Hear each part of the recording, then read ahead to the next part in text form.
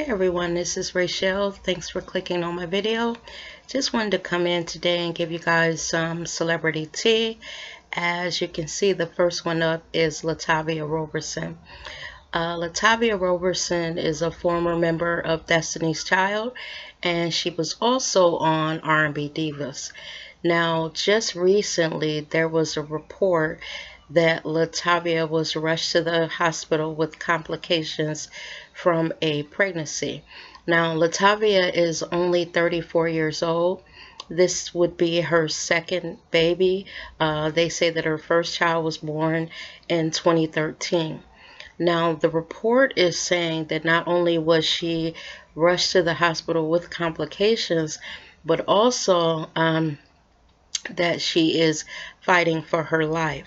Now, they didn't go into what happened, what the circumstance was that she needed to be rushed to the hospital, but it sounds like this girl is in, a bit of a crisis here. So I just wanted to come in and ask for you guys to pray for her as well as that baby, because we want to pray that the baby stays put until it's actually time for the baby to come. I just hope that both of them are going to be okay, because it actually sounds like she may be in grave condition. So prayers up, LaTavia.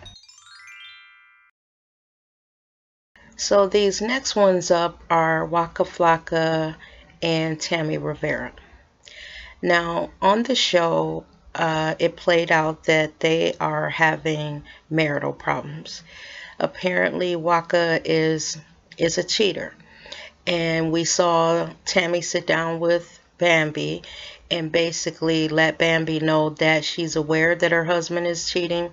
She's been with him years and she knows his MO, and she's at the point where she just couldn't take it anymore, and she felt that she deserved more, so she was gonna be seeking a separation. Now, just here in the last few days, Waka has been on Instagram, I believe it was, and he's saying that, he knows that he did wrong and he doesn't want to lose his family. He says that he apologized for all the hurt that he's caused her, and he knows that he's caused her pain. He also apologized for basically leading women on when he knows that he's married.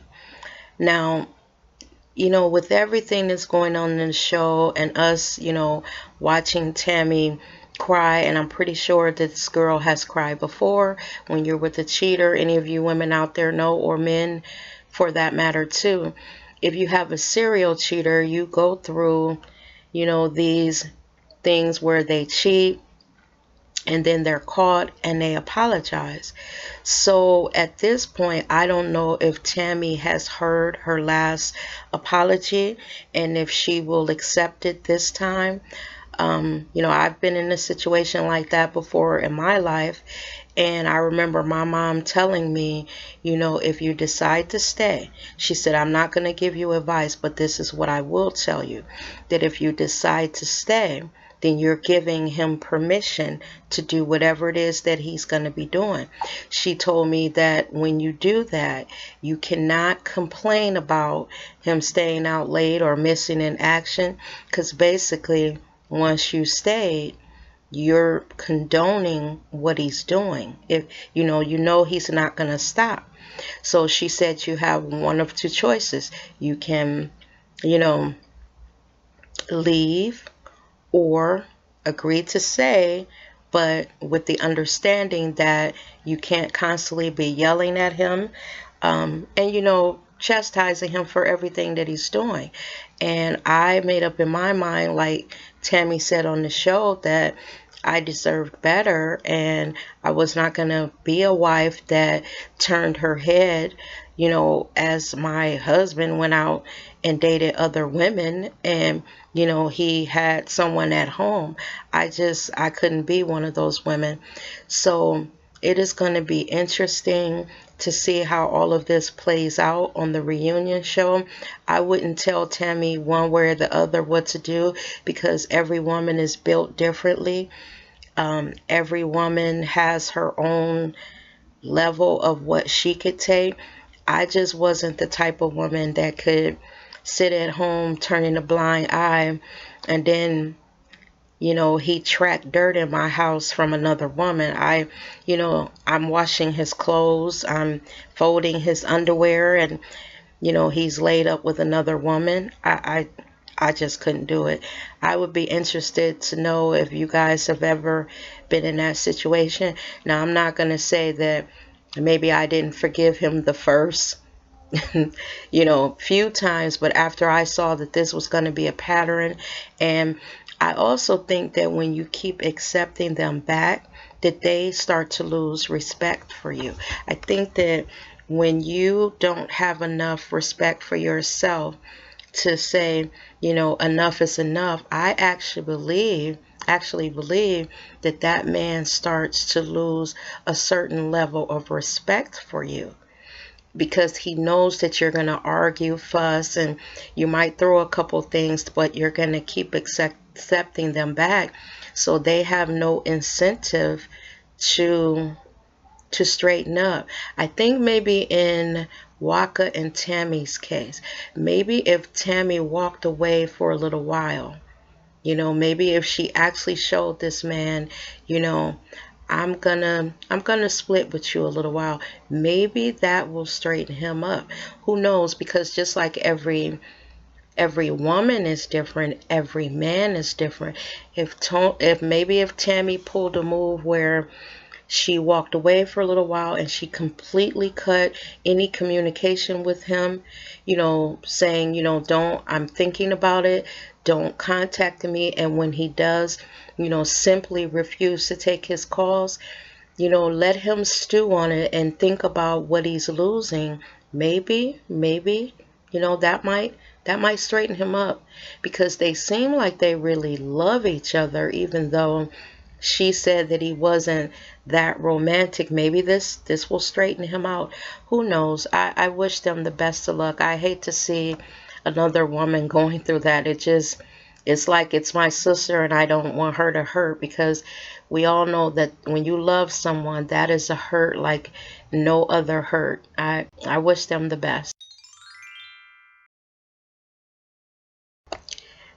This last one is just a follow up on the Jesse Williams BET speech. And basically, it is Shonda Rhimes' response to that petition that was started.